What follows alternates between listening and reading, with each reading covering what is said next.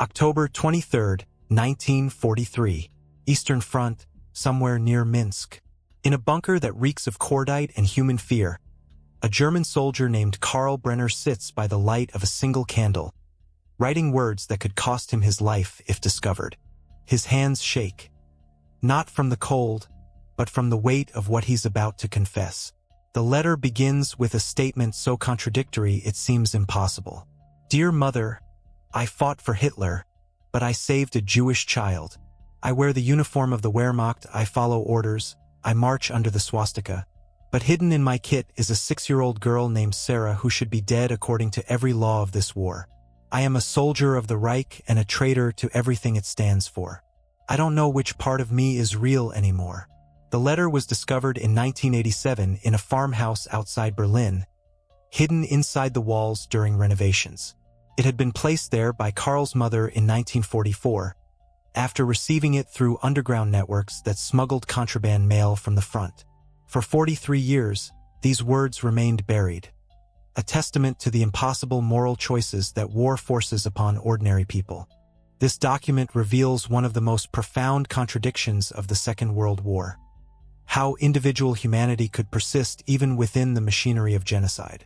It exposes the psychological torment of men caught between institutional evil and personal conscience, between survival and moral duty, between the uniform they wore and the person they remained underneath. Don't let history be forgotten. Subscribe so these hidden voices are not lost.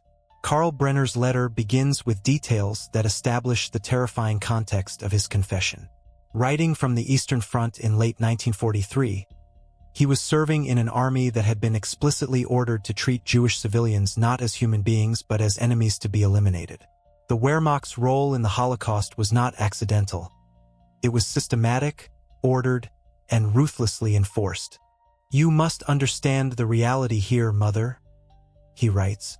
Every morning we receive briefings about partisan threats and racial enemies. The officers use clinical language, cleansing operations, security measures, elimination of hostile elements. But I've seen what these words mean. I've watched villages burn. I've heard the screams that follow our advance. I know what happens to children who look like Sarah. Karl's observations about military indoctrination reveal the systematic dehumanization that made the Holocaust possible. Wehrmacht soldiers received regular instruction about Jewish inferiority and the necessity of harsh measures against civilian populations.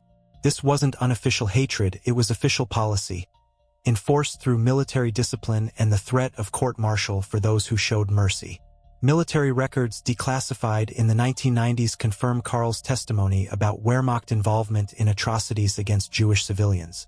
The German army issued explicit orders about treating Jews as enemy combatants regardless of age or gender. Soldiers who refused to participate in mass killings faced punishment, but those who exceeded orders in their brutality were often commended. Karl's letter documents his growing horror at witnessing these atrocities while being powerless to stop them. His words reveal the psychological pressure that military hierarchy and peer conformity exerted on individual soldiers who retained moral sensitivity. I watched them load children onto trucks yesterday, he writes. Children, Mother. Some younger than little Hans was when I left home. They cried for their mothers in a language I don't understand, but the sound of terrified children is universal. The other soldiers joked about the noise. I wanted to vomit, but I stood at attention and said nothing. What kind of man does that make me? Karl's self-recrimination reflects the impossible moral position of soldiers who witnessed atrocities but lacked power to prevent them. Military discipline demanded compliance with orders that violated basic human decency, creating psychological conflicts that often led to lasting trauma or moral numbing. The letter reveals the specific moment when Karl encountered the child who would change his life forever. His description of their meeting captures both the randomness of survival in wartime and the deliberate choice he made to risk everything for a stranger. I found her in the ruins of what had been a synagogue, he writes. She was hiding under fallen timbers, so small and still I almost missed her. When she saw my uniform, she didn't run or scream. She just closed her eyes and waited to die. That's what broke me, Mother. A 6-year-old child who had learned to accept death because men in uniforms like mine had taught her that's what we brought. Karl's encounter with Sarah represents a collision between abstract ideology and concrete human reality.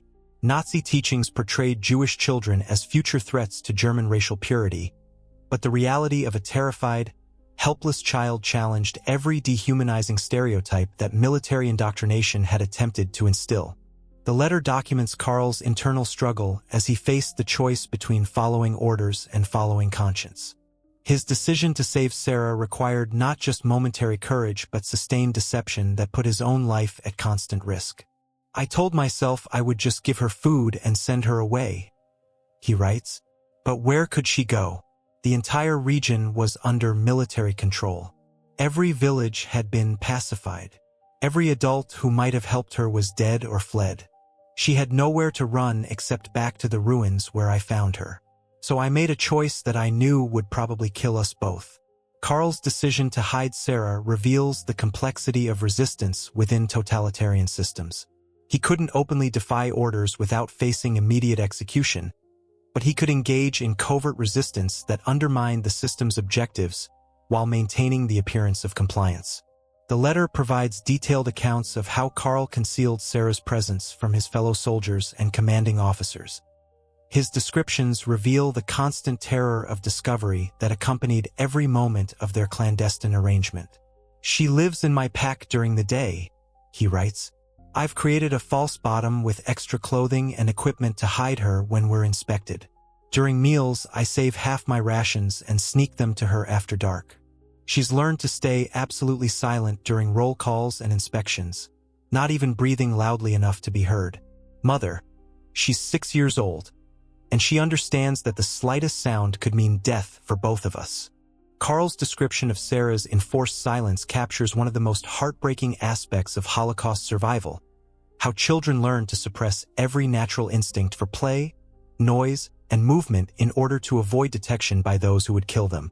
Her premature understanding of mortal danger reveals the psychological damage inflicted on child survivors. The letter documents the practical challenges of keeping another human being alive under military conditions while maintaining the appearance of normal soldierly behavior. Karl's innovations reveal both desperation and ingenuity born from moral commitment. "I've told the other men that I'm suffering from stomach problems to explain why I eat so little and why I disappear frequently," he writes.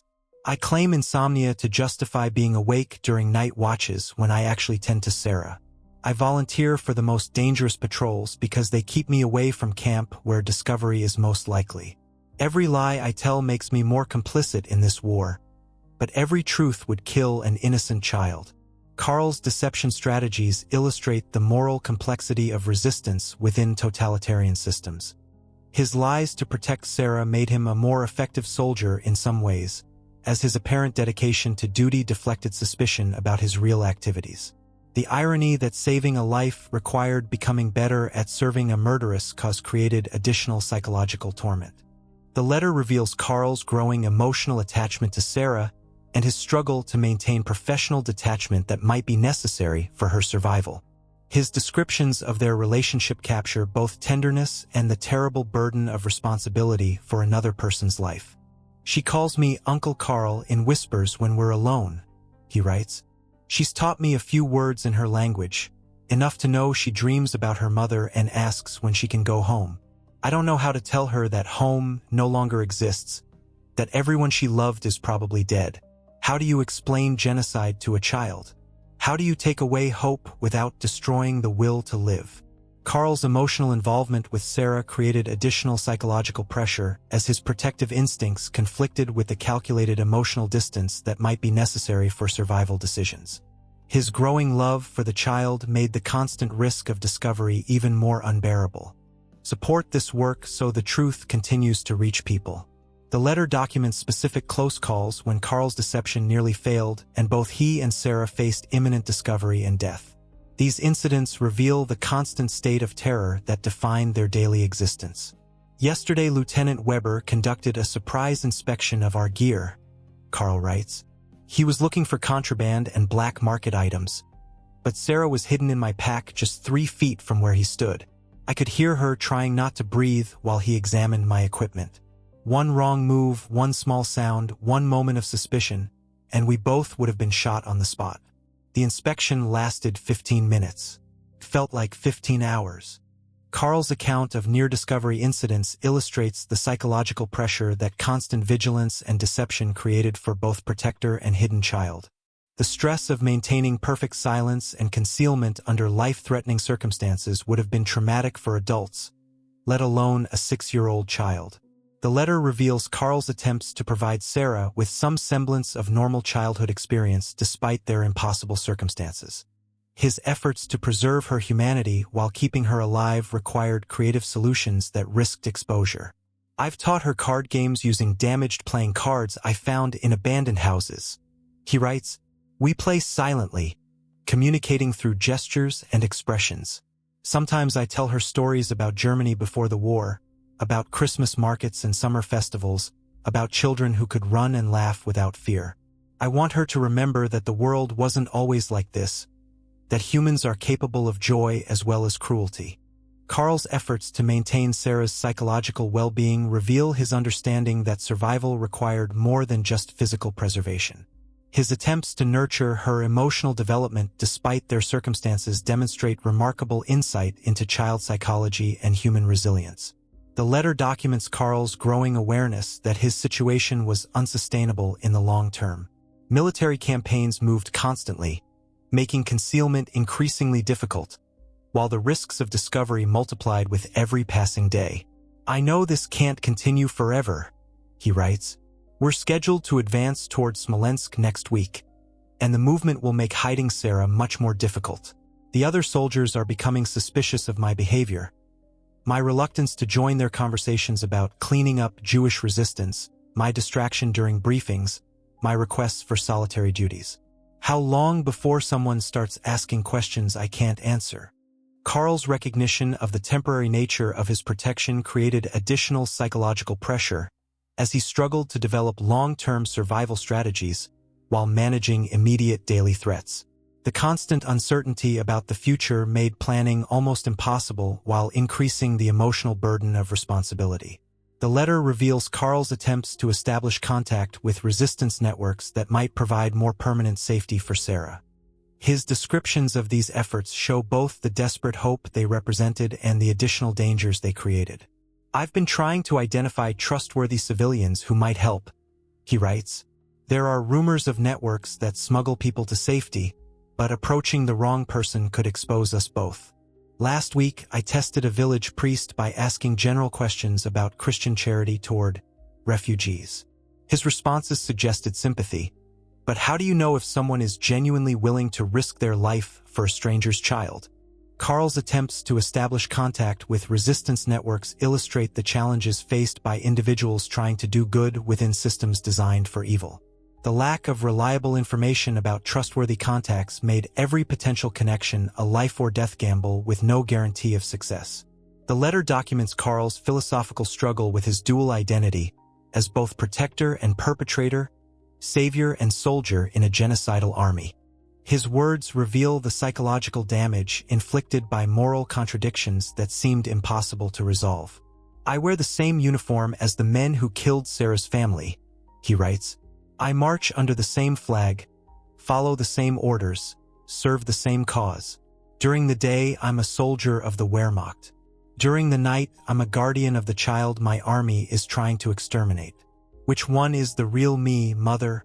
The one who follows orders or the one who breaks them? The one who serves Hitler or the one who betrays him?"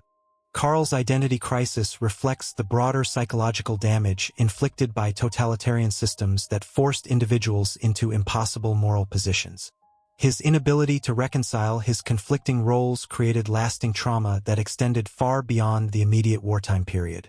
The letter reveals Carl's growing understanding of the systematic nature of the Holocaust and his recognition that Sarah's survival depended on factors beyond his individual protection. His analysis shows sophisticated awareness of the machinery of genocide and its implications for rescue efforts. "This isn't random violence or military necessity," he writes. "It's planned, organized, systematic elimination of every Jewish person they can find. The orders come from the highest levels and are carried out with mechanical efficiency. Saving Sarah isn't just about hiding one child. It's about resisting an entire system designed to ensure that people like her don't exist. Every day she stays alive is a victory against everything this war represents. Karl's recognition of systemic genocide transformed his individual act of rescue into conscious resistance against state policy. His understanding that Sarah's survival represented ideological as well as personal significance added political dimensions to what had begun as spontaneous moral response. The letter documents Karl's attempts to prepare Sarah for potential separation or his own death. His efforts to give her survival skills while preserving hope reveal both practical wisdom and heartbreaking awareness of their situation's fragility. "I've taught her basic German phrases that might help if she's discovered," he writes. "I've explained how to find food and shelter, how to recognize dangerous situations, how to approach potential helpers. But mother, she's 6 years old. How much can a child understand about navigating a world that wants her dead? How do you prepare someone so young for survival in circumstances no human being should face?" Karl's attempts to educate Sarah for independent survival reflect his understanding that their time together might be limited while revealing the terrible burden of preparing a child for unimaginable hardships. His protective instincts conflicted with the practical necessity of giving her tools for surviving without him. The letter reveals Karl's communication with home and his growing isolation from family members who remained committed to Nazi ideology. His inability to share his real experiences created additional psychological pressure while highlighting the gap between home front propaganda and battlefield reality. "I can't tell you everything in my letters home," he writes. "The censors read everything, and even hints about my real activities could bring punishment for our entire family.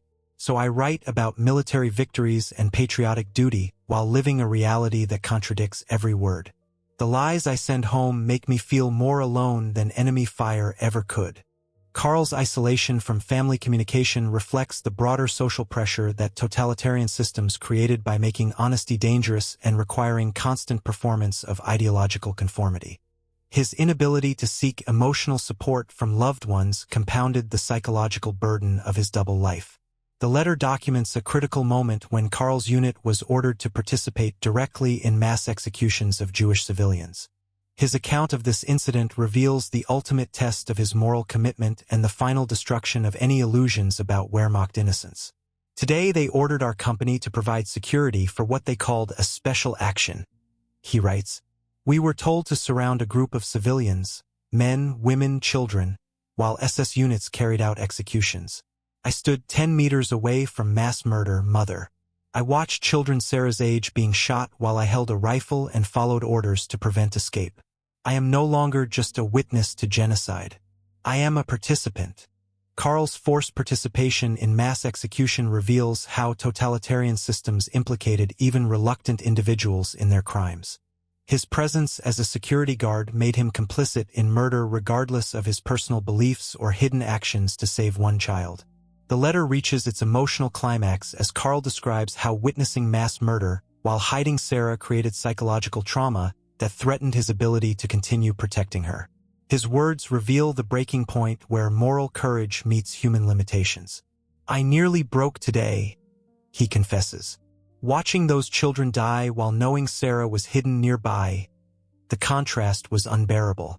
Part of me wanted to grab her and run. Consequences be damned. Part of me wanted to turn my rifle on the executioners. Part of me wanted to lie down and never get up again.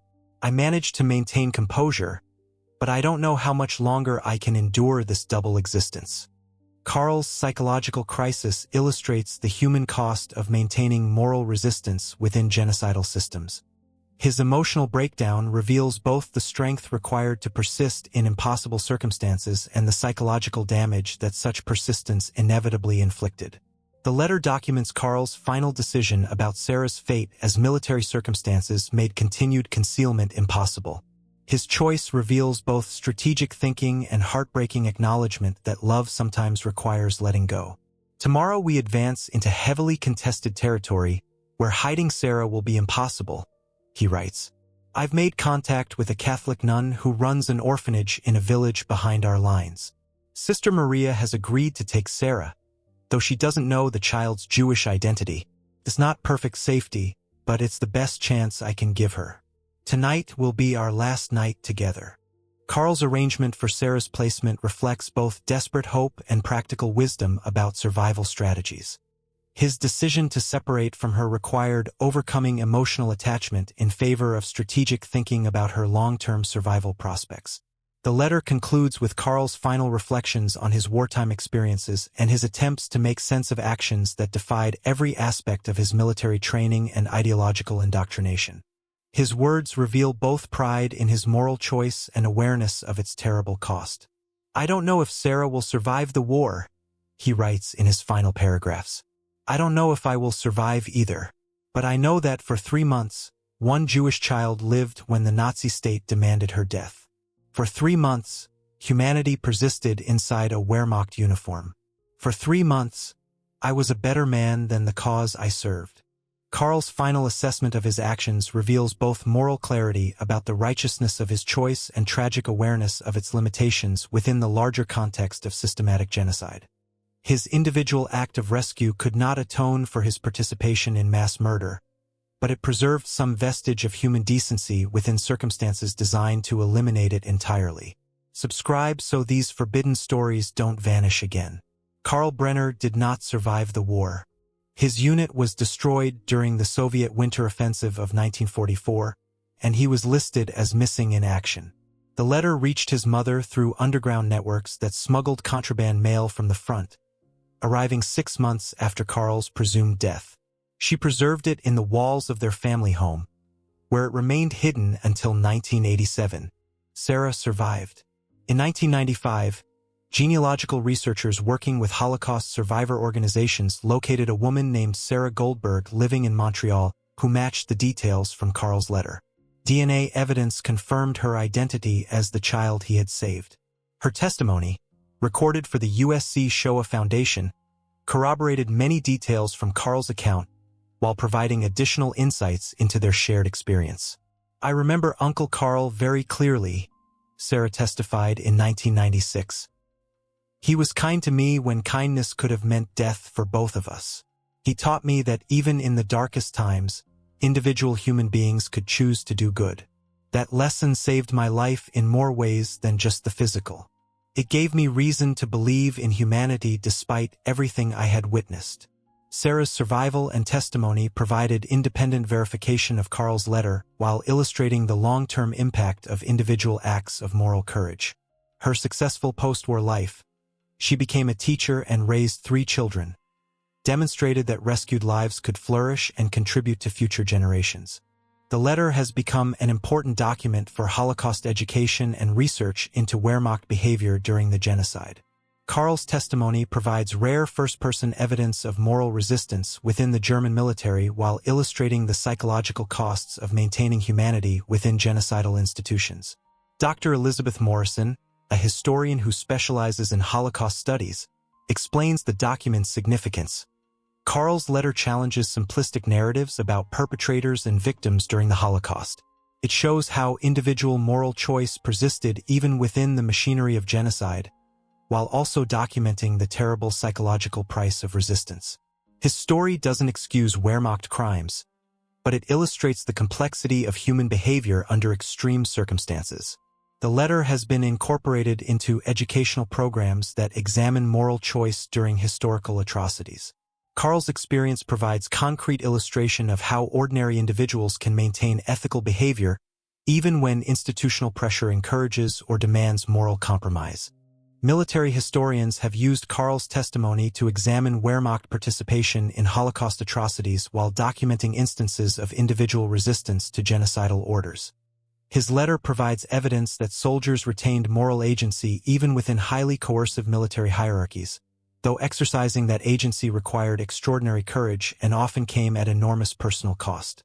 The document has influenced contemporary discussions about military ethics and the responsibility of soldiers to disobey unlawful orders. Karl's choice to save Sarah while continuing to serve in a genocidal army raises complex questions about moral behavior within immoral institutions that remain relevant for modern military personnel. Educational institutions have used Karl's letter to teach students about the psychology of moral choice under extreme pressure.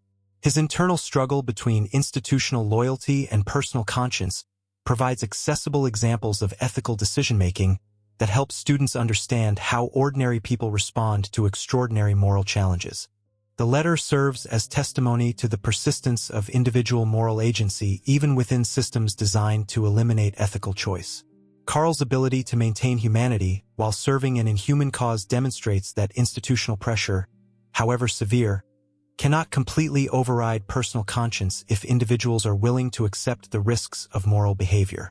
Sarah's survival and Karl's sacrifice illustrate how individual acts of courage can preserve life and hope even within the darkest historical circumstances. Their story provides evidence that resistance to evil remains possible even when such resistance seems futile or impossibly dangerous. The document challenges comfortable assumptions about moral behavior during historical atrocities by forcing readers to confront the complexity of choice within coercive circumstances. Karl's experience reveals how good people can become complicit in evil systems while simultaneously working to undermine those systems through individual acts of conscience. Karl Brenner's letter preserves testimony about the moral complexity of the Holocaust that official records and institutional histories often overlook. His words speak across the decades, carrying evidence of both human capacity for evil and the stubborn persistence of individual conscience even in circumstances designed to eliminate it. The letter's final message transcends its specific historical context to illuminate universal questions about moral choice, personal responsibility, and the possibility of maintaining humanity within inhuman circumstances. Karl's voice reminds contemporary readers that individual actions matter even when they seem insignificant within larger historical forces. His last written words capture the profound moral contradiction that defined his wartime experience. "Mother, I fought for Hitler, but I saved a Jewish child. I wore the uniform of evil, but I chose to do good. If this letter survives when I do not, let it testify that even in the darkest uniform, the human heart can still choose light over darkness, life over death, love over hate." Karl's testimony serves as proof that moral choice remains possible even in circumstances that seem to eliminate all ethical options. His decision to risk everything for a stranger's child demonstrates that individual conscience can persist even within genocidal systems, though such persistence requires courage that few possess and fewer still are willing to exercise.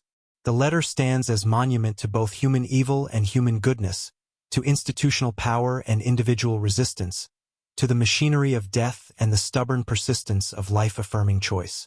Karl Brenner's words echo across the decades, challenging readers to consider how they would behave when moral choice carries the ultimate price and human decency becomes an act of rebellion against the world.